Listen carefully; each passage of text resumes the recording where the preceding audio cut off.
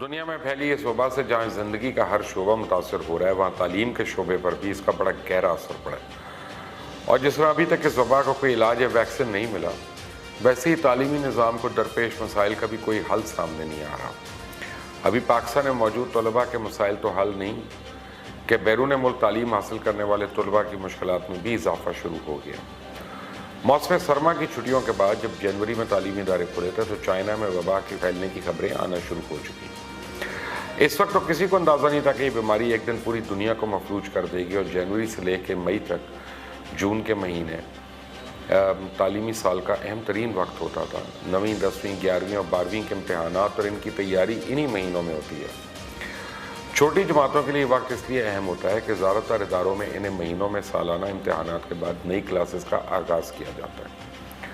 اب tuition centres کے سامنے سڑکیں بھری ہوئی تھیں اور ہر گھر میں بچے سر جھکائے کتابوں میں منہ دیے آنے والے امتحانوں کی تیاری کرنے میں مگن تھے کہ تعلیمی اداروں کو بند کرنے کا اعلان کر دیا۔ پہلے 2 ہفتوں کا اعلان ہوا، پھر 5 اپریل کی تاریخ دی گئی، اس کے بعد 31 مئی اور پھر 15 جولائی اور اب 15 اگست کو یہ فیصلہ ہوگا کہ تعلیمی اداروں کو کب تک کھولا جا سکتا ہے یا کیسے کھولا جا سکتا ہے۔ جبکہ یہ افواہ بھی سوشل میڈیا پہ گردش کر رہی ہے کہ ہو سکتا ہے اس سال سکول کھول ہی نہ سکیں اور اگلے سال جنوری میں کھلیں۔ تعلیمی اداروں میں چھٹیوں کے ساتھ ساتھ امتحانات پہ جو پابندی لگی وہ ابھی تک چل رہی ہے، اور حکومت کی طرف سے ایک تاریخ کے بعد دوسری تاریخ ضرور دی گئی، لیکن اسکول مالکان نے اس خطرے کو پہلے ہی بھانپ لیا اور اس ڈر سے کہ کہیں ان کی دکانداری متاثر نہ ہو، انہوں نے اس کا متبادل آن لائن سکولنگ میں راستہ تلاش کر لیا۔ عام عوام کو جہاں اپنا روزگار بچانے اور گھر کا خرچ چلانے کی فکر لاحق تھی، وہیں تعلیمی اداروں نے آن لائن کلاسز شروع کر کے والدین سے فیسز کا ایڈوانس سے مطالبہ کر دیا۔ بچوں کو تو چھوڑ دیں، ٹیچرز تک کو اداروں کی طرف سے بغیر کسی ٹریننگ کے، بغیر آن لائن کیے ہوئے کلاسز لینے پہ لگا دیا گیا، اور ساتھ ہی والدین کو دھمکی دی کہ فیس دیں ورنہ آپ کے بچوں کو اسکول سے نکال دیا جائے گا۔ پرائیویٹ سکولز جو 1-2 ماہ کی فیس نہ ملنے پہ بچوں کا اسکول میں داخلہ بند کر دیتے ہیں،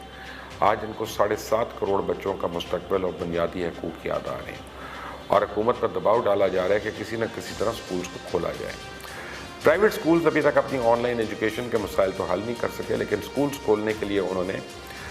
SOPs تیار کر لی ہیں، کیونکہ ماں باپ کی طرف سے مسلسل یہ مطالبہ سننے کو مل رہا تھا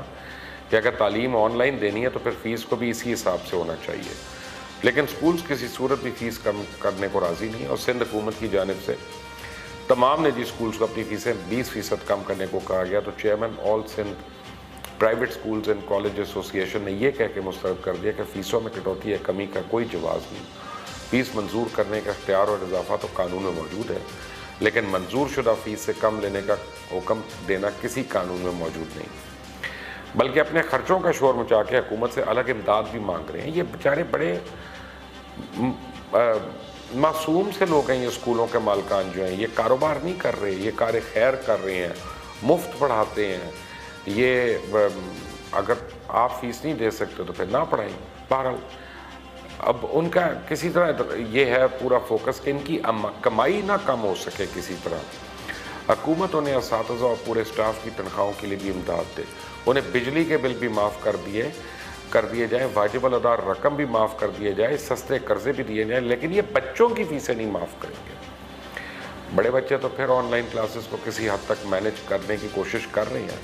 لیکن چھوٹے بچوں کے لیے بڑی مشکل یہ ہے کہ بغیر کسی اسسٹنس کے وہ یہ نہیں کر سکتے،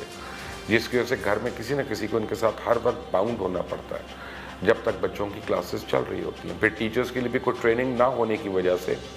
کوئی پراپر شیڈیولنگ تو ہے نہیں، اور جس طرح لیکچرز دیے جا رہے ہیں وہ بھی بچوں کے سر سے گزر رہے ہوتے ہیں۔ ویسے بھی اگر بچوں نے صرف آن لائن لیکچر ہی سننا ہے تو یوٹیوب پہ موجود مختلف اکیڈمیز کی ویڈیوز دیکھنے میں کیا برائی ہے، جو کہ فریلی اویلیبل بھی ہیں، اور پھر ان ویڈیوز کے لیے اتنی فیس کیوں دی جائے؟ سونے پہ سہاگا یہ ہے کہ اب تو نہ کوئی ٹیوشن ٹیچرز ہیں، نہ ہی کوچنگ سینٹر کے بچے اسکولز کے بعد وہاں سے کوئی مدد لے سکیں، اس لیے اب بچے ہیں اور ان کے والدین جو اس آن لائن ایجوکیشن کی زد میں آئے ہیں۔ خیر، یہ سب بڑے شہروں کے بڑے اسکول چینز کے مسائل ہیں۔ چھوٹے شہروں، دیہاتوں اور دور دراز کے علاقوں کے مسائل تو موبائلز، کمپیوٹر یا لیپ ٹاپ کی عدم دستیابی سے شروع ہو جاتے ہیں۔ ان علاقوں میں ابھی تک ٹیکنالوجی اتنی عام نہیں ہے کہ اسٹوڈنٹس کے پاس الگ سے اینڈرائڈ فونز یا کمپیوٹرز ہوں، اور اگر یہ دستیاب بھی ہوں تو وہاں بجلی اور انٹرنیٹ کی فراہمی اور دوسرا بڑا مسئلہ۔ پاکستان میں کئی ایسے علاقے بھی ہیں جہاں آج کے دور میں بھی بجلی صرف 4 से 8 घंटों के लिए आती है और पाकिस्तान के कई इलाके खुसूसन बलूचिस्तान, फाल्टा और केपी के और कई इलाके अंदरून सिंध और पंजाब के, फिर गिलगित बल्तिस्तान का एक बड़ा हिस्सा इंटरनेट की सहूलत से महरूम है। आम हालात में ये स्टूडेंट्स अपने घरों से दूर हॉस्टल्स में रह के तालीम हासिल करते थे, लेकिन अब क्योंकि इदारों के साथ साथ हॉस्टल्स ही बंद हैं, तो ये अपने आबाई इलाकों में जहाँ एक फ़ोन कॉल सुनने या करने के लिए भी इनको कई किलोमीटर्स पैदल चलना पड़ता है, ऐसी जगह जाना पड़ता है जहाँ सिग्नल्स आते हों। तब आप खुद सोच लें कि ऐसे इलाकों में जहाँ फ़ोन नहीं सुन सकते तो ऑनलाइन एजुकेशन कैसे हासिल करेंगे। ऑनलाइन क्लासेस अटेंड करने और टीचर्स की तरफ से दी जाने वाली असाइनमेंट्स को पूरा करके अपलोड करने के लिए ज़रूरी है कि तेज़ स्पीड वाला इंटरनेट मौजूद हो, और तेज़ स्पीड इंटरनेट शहरों में हर जगह मौजूद नहीं, तो बाकी इलाकों का हाल तो आपके सामने है। वैसे भी एजुकेशन सिस्टम जिसमें डिस्टेंस लर्निंग और वर्चुअल एजुकेशन पर काम करने वाली अल्लामा इकबाल ओपन यूनिवर्सिटी और वर्चुअल यूनिवर्सिटी आज तक अपनी जगह बनाने में कामयाब नहीं हो सके, तो अब तो पूरा तालीमी निज़ाम ऑनलाइन करने में तो मुश्किल तो होगी ना। मुल्क में मौजूद तलबा के मसाइल तो अभी हल नहीं हुए कि अमेरिका की तरफ से ये ऐलान कर दिया गया कि वो यूनिवर्सिटी तलबा जिनकी क्लासेस मुकम्मल तौर पे ऑनलाइन हो चुकी हैं, इन तलबा को या तो अमेरिका छोड़ना होगा,